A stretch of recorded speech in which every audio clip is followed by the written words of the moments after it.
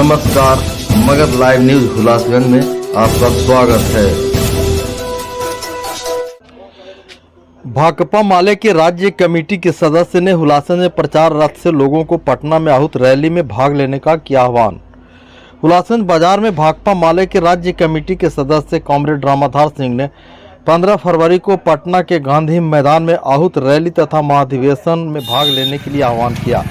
उन्होंने लोकतंत्र बचाओ देश बचाओ के उद्घोष के साथ केंद्र सरकार के सांप्रदायिक नीतियों, फासिस्ट विचारधारा तथा भ्रष्टाचार के खिलाफ आवाज उठाने का आह्वान किया। इस अवसर पर प्रखंड कमेटी के सचिव प्रभात कुमार, जिला कमेटी के सदस्य दिलीप बिंद, उदरेश पासवान तथा रामा पासवान समेत अन्य लोग भी उपस्थित थे। हमारा महाधिवेशन पटना के कृष्ण मेमोरियल हॉल में आयोजित है।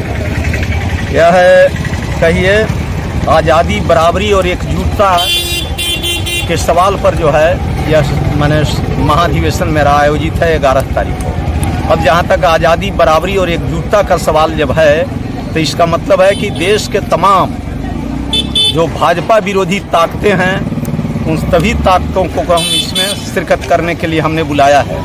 हम 16 तारीख को जो हमारा शुरुआत होगा, ऐसे 15 तारीख को हमारा लोकतंत्र बचाओ देश बचाओ रैली पटना के गांधी मैदान में है।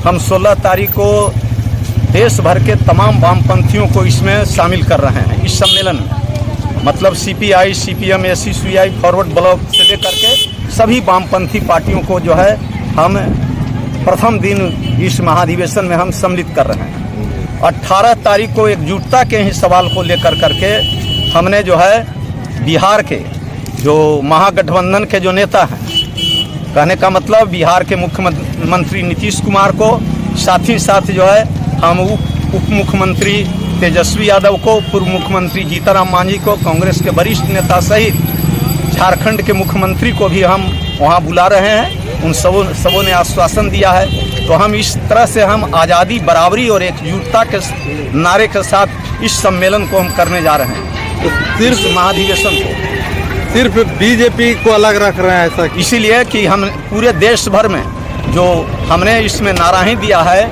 कि फासिज्म को समाप्त करो और देश में जो है लोकतंत्र और जनवाद की स्थापना करो। और हम जानते हैं कि इस देश के अंदर जब तक फासिज्म समाप्त नहीं होगा, फासीवाद समाप्त नहीं होगी, तब तक लोकतंत्र की स्थापना नहीं होगी। और जब तक लोकतंत्र की स्थापना नहीं होगी, आज़ादी के शुरू से लेकर के आज तक जिन लोगों ने अपनी कुर्बानी दिया है, जिन लोगों ने अपनी शहादतें दी हैं, उन शहीदों के सपने पूरा नहीं होंगे।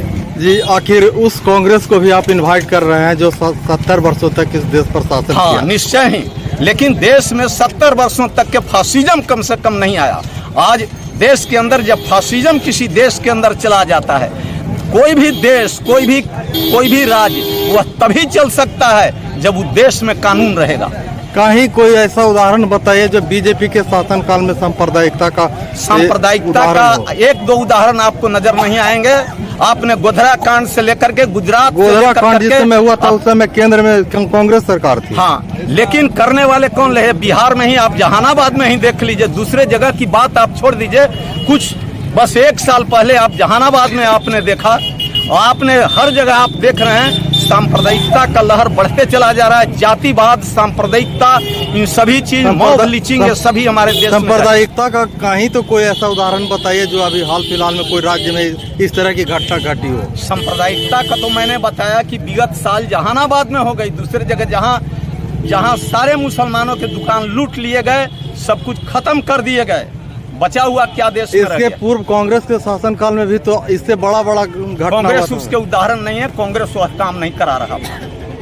अच्छा जी, आज अब बिहार के मुख्यमंत्री को भी इनवाइट किया है। हाँ, उनके दारू नीति में आज जो सैकड़ों लोग जेल में बंद हैं, हाँ, वो बिल्कुल आर्थिक स्तर पर सबसे पिछले पायदान के लोग हैं। मैं यह कहना चाहता हूँ कि आदमी के आर्थिक स्थिति उसके कारण नहीं गड़बड़ हुआ है, लेकिन नीतीश का एक बात के लिए आज हम आलोचना कर रहे हैं, वह कर रहे हैं 2006 में जब नीतीश बाबू जब बिहार की गद्दी पर बैठे थे, तो हमारे बिहार के अंदर कह लीजिए सबसे बड़ा तबका किसान है।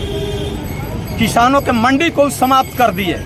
हमने उनसे मांग किया है कि एकजुटता के सवाल इस सवाल पर है, किसानों का जो स्वार्थ है, किसानों के स्वार्थ को खत्म कर करके हम किसी भी कीमत पर किसी से हम जो है एकता को नहीं रखना चाहते हैं।